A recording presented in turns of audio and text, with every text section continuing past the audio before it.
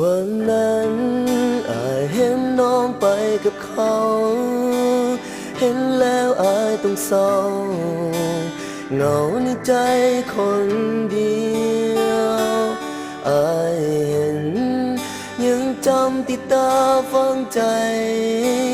ภาพที่น้องนั้นได้ขึ้นรถไป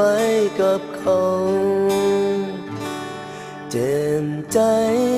แสนทรมานเกินทนเป็นเพราะจนหากจึงต้องผิดหวังแต่วันนั้นหากเขาก็เปลี่ยนไปหากที่น้องเคยให้ก็เปลี่ยนแปรผันนับแต่วันนี้ไปบ่เหลือเยื่อใยน้องนี่เดินจากไป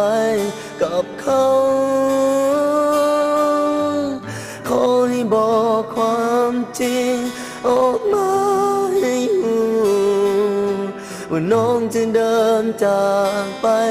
บอกกับอายคำเดียวให้รู้บอกมาเลยว่าน้องจะไปบอกความในให้อายได้ยินบอกคำเดียวก็พอคำเดียวก็พอทำใจ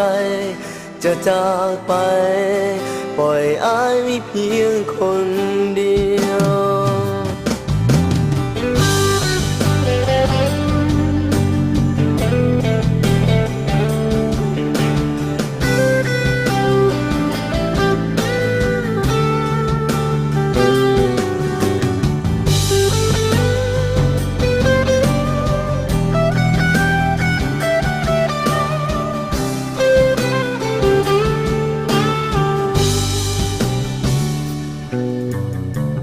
นับแต่วันนี้ไป